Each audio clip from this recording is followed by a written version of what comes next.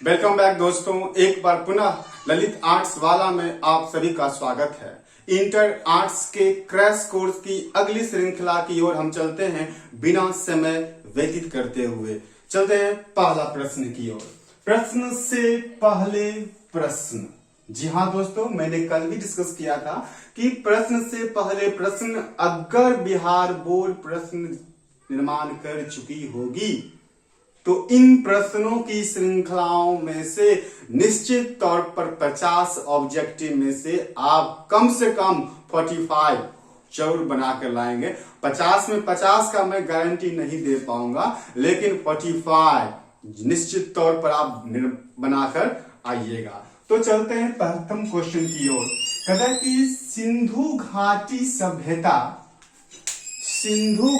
सभ्यता की सबसे प्रसिद्ध पुरा स्थल है। जी हाँ दोस्तों, फिर से समझना है कि सिंधु घाटी सभ्यता की सबसे प्रसिद्ध पुरा स्थल है। क्या हड़प्पा है, क्या राखीगढ़ी है, क्या मोहनजोदड़ो है?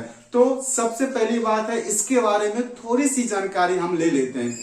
जैसा कि मैंने आपको पिछले वीडियो में भी बताया हूं कि जो ये क्वेश्चन मैं लाता हूं और इधर जो मैं इसका व्याख्या करता हूं, इनको ही कॉपी में लिखनी है। आज की क्लास में कुछ बच्चे बोल रहे थे सर मैं व्याख्या को नहीं लिखता हूं, तो उन बच्चों से भी हम्बली रिक्वेस्ट है कि इधर के इस और की जो हम व्याख्या करते हैं उसे भी लिखें, क्योंकि कभी कभार ऐसा होता है कि हमारे लेक्चर से ही बहुत सारे क्वेश्चन आ जाते हैं बिहार बोर्ड में।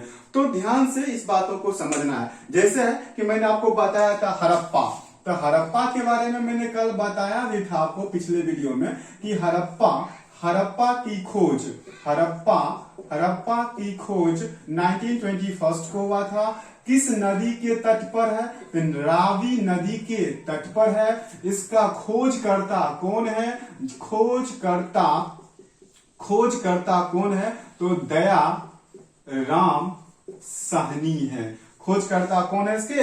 दयाराम साहनी है। रटवा दूंगा लाइन टू लाइन एनसीईआरटी का बुक मैं रटवा दूंगा, सिर्फ आप लोग बने रहें। सिर्फ देखिए क्या कहता है, हड़प्पा खोज कब हुआ? 1921 में। किस नदी के तट पर है? रावी नदी के तट पर है। खोजकर्ता कौन है? दयाराम साहनी। हड़प्पा वर्तमान में कहाँ है बाबू? देख लो, ये सब क्वेश्चन जो है ना, ये नए नए क्वेश्चन बन रहे हैं।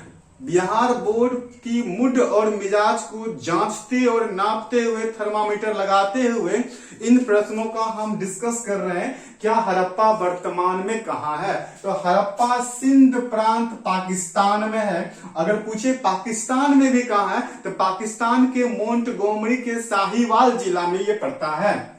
ये वर्तमान में मोंटगोमरी जिला, आप ध्यान देना, मोंटगोमरी।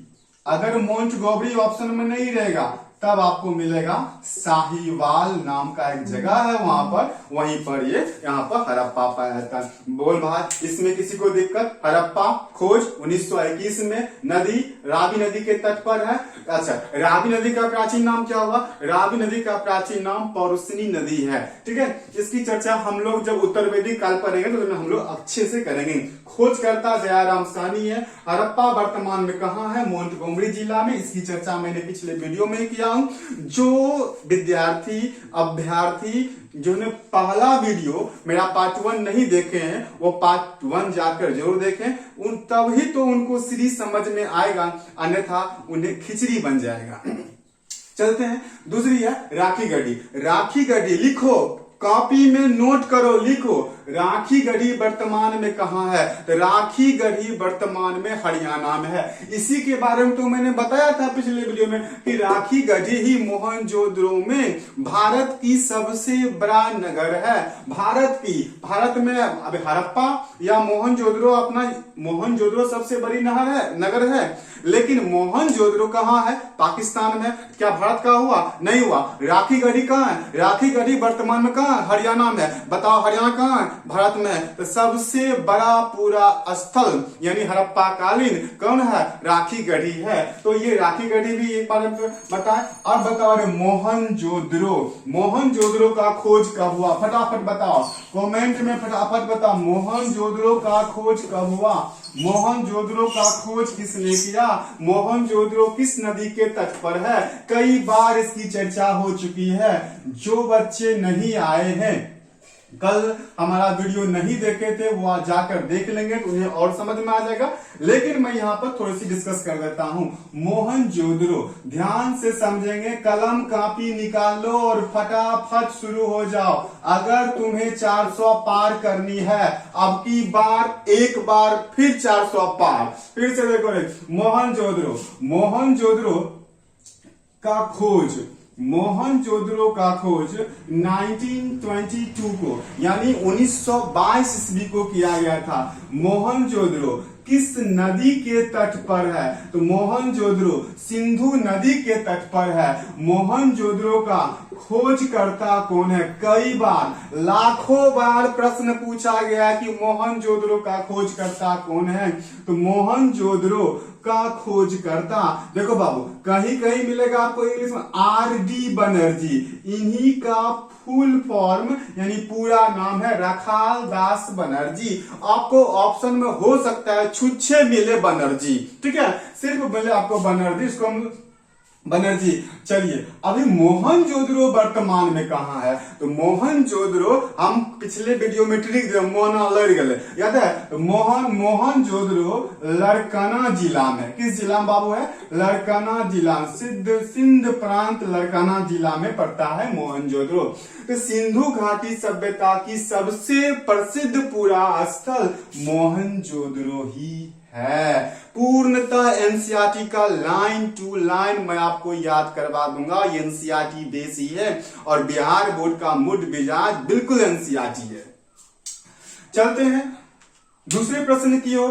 कहता कि सबसे पहले खोजा गया पूरा स्थल है, अर्थात प्रश्न को समझें कि हड़प्पा सभ्यता की जब खोज प्रारंभ हुई थी, सिंधु घाटी सभ्यता का जब नामकरण हुआ था, या सिंधु घाटी संस्कृति भी इसे हम लोग बोलते हैं, तो सबसे पहले इसमें कौन सा नगर खोजा गया था? तो सबसे पहले क्या लोथल को खोजा गया था? क्या चन्हूदरो खोजा गया था? क्या हड़प्पा को खोजा गया था? सॉरी तो चर्चा कर लेते हैं।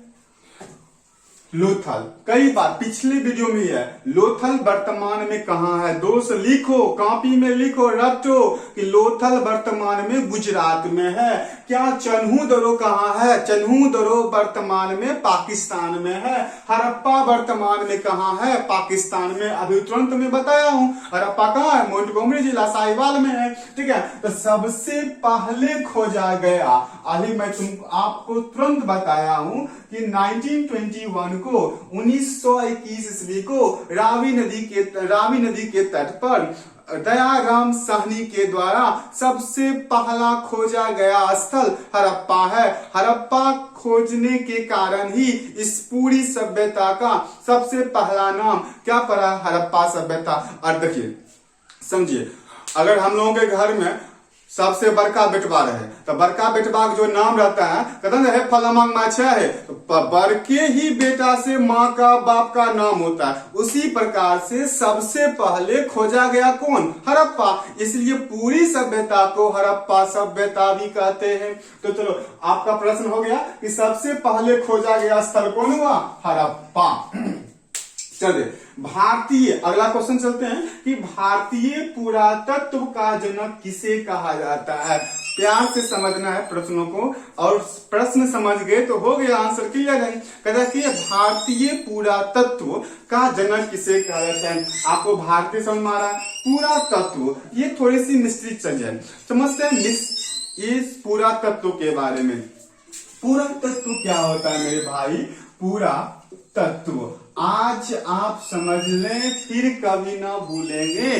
पुरातत्व, पुरातत्व क्या है? बिहार बोर्ड में 2 नंबरिया में 3 से 4था नंबर क्वेश्चन जो होगा वही होगा पूरा स्थल पुरातत्व। या लिख लो, कहीं भी लिख लीजिए आप, 4था से 5वां प्रश्न नंबर में पुरातत्व किसे कहते हैं? 2 नंबर वाले प्रश्नों में निश्चित तौर पर आएगा। ये रामबाण है।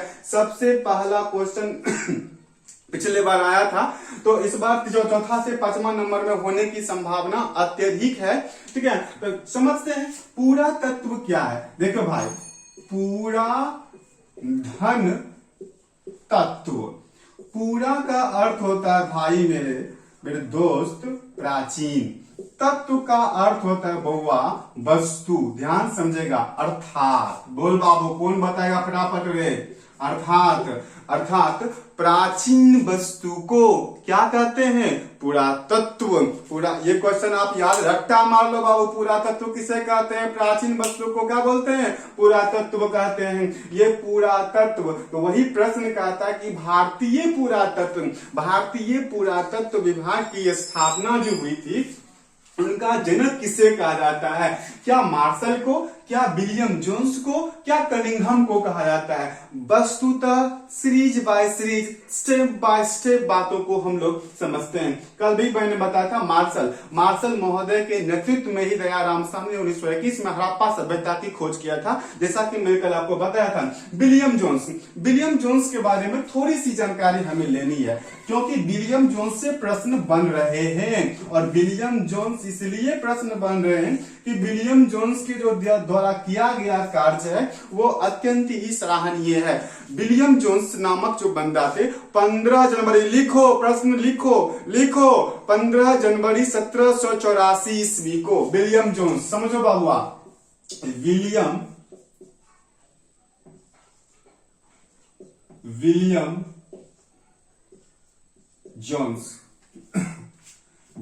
जोन्स 15 जनवरी 1784 ईस्वी को Asiatic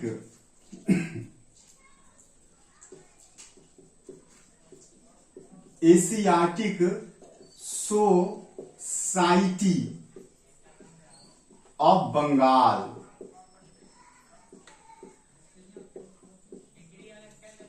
Asiatic Society of Bengal की स्थापना किया था। अरे किस लिए किया था, इसलिए किया था कि भारतीय ग्रंथों के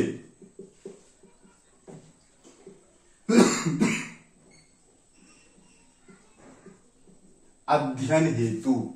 आराम से समझना है, हर पॉइंट को जल्दीबाजी हम नहीं कर रहे हैं, तो आप भी नहीं कीजिए, बने रहिए, विश्वास रखें, अच्छे नंबर से आप क्लास 12 पास करेंगे। विलियम जोन्स 15 जनवरी 1784 ईस्वी को एशियाटिक सोसाइटी ऑफ बंगाल नामक एक संस्था की स्थापना किए थे। इस संस्था का स्थापना का उद्देश्य था कि भारतीय ग्रंथों के अध्ययन करना। फटाफट बता दें, विलियम जोन्स ने एशियाटिक सोसाइटी ऑफ बंगाल की स्थापना कब किए थे, 15 जनवरी 1784 को। किस कारण से किए थे, भारतीय ग्रंथों, पौराणिक ग्रंथों के अध्ययन हेतु किया गया था। और इनके ग्रंथों को पढ़ेंगे तो भारतीयों के बारे में हम जानेंगे। आप लोगों से एक रिक्वेस्ट है, थोड़ी सी हमारी तबीयत खराब है, खांसी उसी हो जाती है, तो इसके लिए सॉरी, वरना चलते रहते हैं। चलिए, निम्न में से कौन सी, आराम से, और इसका प्रश्न कर लेते हैं ना, तो भारतीय पुरातत्व का जनक किसे कहा जाता है, कनिंघम महोदय को भारतीय पुरातत्व का जनक इन्हें कहा जाता है। कनिंघम महोदय इनका पूरा नाम अलेक्जेंडर कनिंघम है। तो कनिंघम महोदय जो है, कनिंघम महोदय 1875 में, लिखो 1875 ईस्वी में अलेक्जेंडर कनिंघम भारतीय पुरातत्व विभाग के प्रथम जनरल बने थे। लिखो, नोट करो कि अलेक्जेंडर कनिंघम 1875 में, कब बउआ रे, 1875 में भारतीय पुरातत्व विभाग के प्रथम जनरल बने थे। इसलिए इन्हें भारतीय पुरातत्व का जनक भी कहा था। ले, क्वेश्चन अगर आया होगा, छप्पल होगा क्वेश्चन, बिहार बोर्ड में छप्पल होगा, भारतीय पुरातत्व का जनक किसे कहता है, एकदम छापल होगा क्वेश्चन, भारतीय पुरातत्व का जनक किसे कहता है, अलेक्जेंडर कनिंघम को। अगला प्रश्न की ओर, निम्न में से कौन सी हड़प्पाई स्थल फिर से समझेंगे। निम्न में से कौन सी हड़प्पाई स्थल की पूरी बस्ती किलेबंद थी? आराम से समझेंगे, इसका मैं विस्तार से व्याख्या करूंगा और आप लोग निश्चित तौर पर अपने नोटबुक में लिखेंगे। चलते हैं। और जो बच्चे हमारे संस्थान में आर्ट्स कोचिंग सेंटर में आ रहे हैं उनकी कॉपी तो चेक होती ही है, वरना आप जो ऑनलाइन क्लास कर रहे हैं अभ्यर्थियों से भी रिक्वेस्ट है कि वो लोग अपना अपना नोट जरूर बनाएं, ताकि आपको जब परीक्षा नजदीक आ जाए, 5 दिन 6 दिन बचे, या फिर कल आपकी एग्जाम है, आज आप एग्जाम देने की जगह आज की रात पूर्णतः एकदम से तैयारी कर लेते हैं। ठीक है, ध्यान देना है। तो बाबू, निम्न में से कौन सी हड़प्पाई स्थल की पूरी बस्ती किले बंद थी? मतलब समझो प्रश्न को कि हड़प्पा सभ्यता में या सिंधु घाटी सभ्यता में कौन ऐसी बस्ती है जो उसके चारों ओर चार दीवारी की गई है? आराम से समझेंगे। जैसे कि आप जानते हैं ये हड़प्पा स्थल, हड़प्पाई संस्कृति जो थी एक 2 भागों में बटी हुई थी, 2 भागों में। एक ऊपरी टीला, आराम से समझेंगे, जल्दीबाजी नहीं करना है। एक ऊपरी टीला और एक का नाम था निचली टीला। ऊपर पर होने के कारण इसे दुर्ग भी कहा गया था और दुर्ग में सम्राट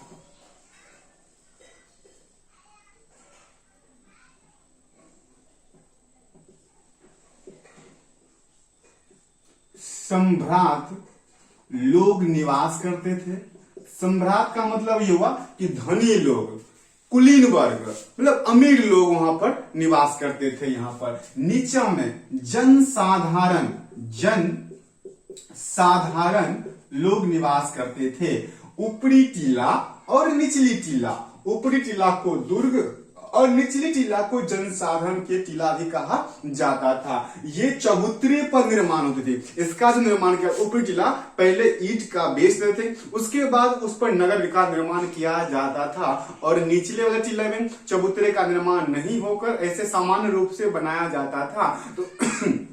तो उसे ऊपरी टीला और निचले टीला, ऊपरी टीला में अमीर लोग, सम्राट लोग, निचले टीला में सामान्य लोग, आम पीपल इसमें रहा करते थे। कॉमन मास की हम बात करें, इसमें ये रहा करते थे।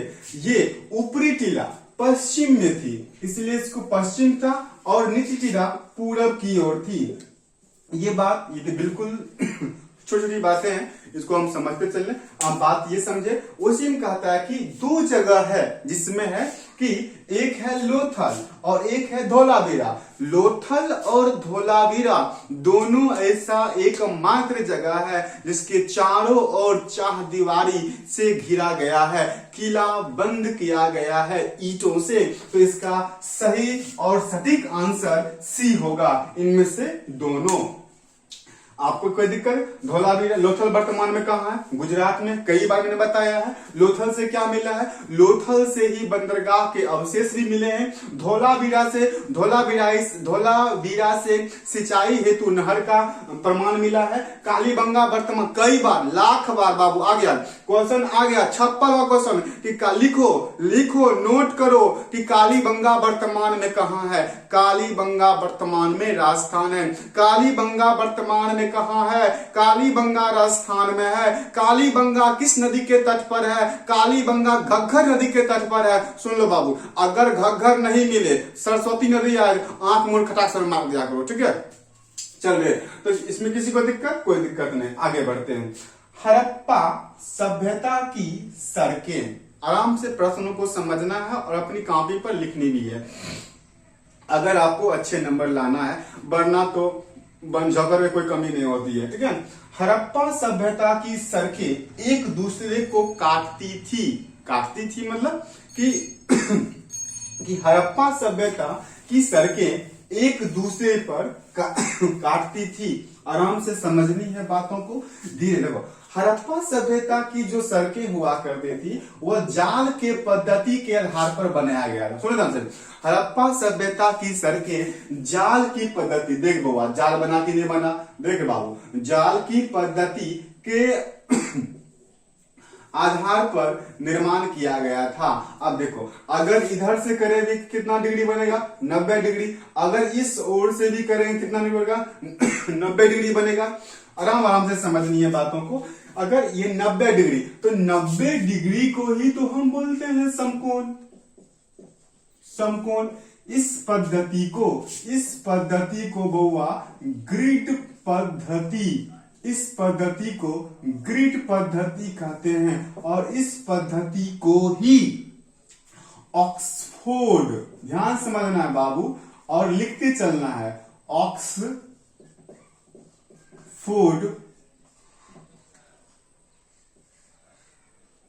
सर्कस पद्धति भी कहते हैं। एक बार फिर समझेंगे। हड़प्पा सभ्यता की सड़कें जाल के आकार में बनाया गया था, जालनुमा था। इधर से भी कीजिएगा तो 90 डिग्री, इधर से भी कीजिएगा तो 90 डिग्री। अब इस पद्धति को ग्रिड पद्धति भी कहते हैं। नोट किया जाए, हड़प्पा सभ्यता के सड़कों और नालियों या गलियों की निर्माण की पद्धति को ग्रिड पद्धति के रूप में बनाया गया था। इस पद्धति को ऑक्सफोर्ड सर्कस पद्धति भी इतिहासकारों ने कहा है। हमारी क्या औकात, हम कैसे कह सकते हैं, इतिहासकारों ने कहा है। इतिहासकार के अनुसार अकॉर्डिंग टू सम हिस्टोरियंस कि ग्रिड पद्धति और ऑक्सफोर्ड सर्कस पद्धति भी इसे कहा जाए। तो आप फटाफट बताना, हड़प्पा सभ्यता की सड़कें एक दूसरे को किस पर काटती थी? हड़प्पा सभ्यता की सड़कें एक दूसरे को समकोण पर काटती थी। हाँ सुनेगा, अगर पूछ ले कि हड़प्पा सभ्यता का आकार कैसा था, तो लिखो हड़प्पा सभ्यता का आकार त्रिभुजाकार थी। लिख लो, फटाफट लिखो, हड़प्पा सभ्यता की आकार कैसी थी? हड़प्पा सभ्यता की आकार मेरे भाई कैसा था? त्रिभुजाकार था। ठीक है, हड़प्पा सभ्यता की आकार कैसी थी? हड़प्पा सभ्यता की आकार त्रिभुजाकार थी। हड़प्पा सभ्यता की सड़कें एक दूसरे को किस पर काटती थी? समकोण पर, 90 डिग्री। इसी को ग्रिड पद्धति भी कहते हैं, इसी को ऑक्सफोर्ड सर्कस पद्धति भी कहा जाता है। नोट में लिख लीजिए। अब प्रश्न ये है कि लिपस्टिक, देखो लिपस्टिक कहां से प्राप्त हुए हैं? लिपस्टिक आप तो समझ लीजिए, लिपस्टिक के बारे में समझाना हमको कोई बड़ी बात नहीं समझ में आता है। हर एक आदमी समझ जाएंगे लिपस्टिक कहाँ, मतलब लिपस्टिक उसको हम अपनी भाषा में लिपस्टिक ही बोलते हैं। तो लिपस्टिक कहाँ से प्राप्त हुए हैं? क्या चन्हू दरों से प्राप्त हुए हैं? क्या लोथल से प्राप्त हुए हैं? क्या हड़प्पा से प्राप्त हुए हैं? समझेंगे। देखो बाबू, हम सब जानते हैं कि लोथल से बंदरगाह मिले हैं, हड़प्पा से नर्तकी की कांसे की मूर्ति मिली है। लिखो, डाउनलोड करो, लिखो, लोथल से क्या मिला है? लोथल से बंदरगाह मिला है। हड़प्पा से क्या मिला है? कांसे की मूर्ति मिली है। R37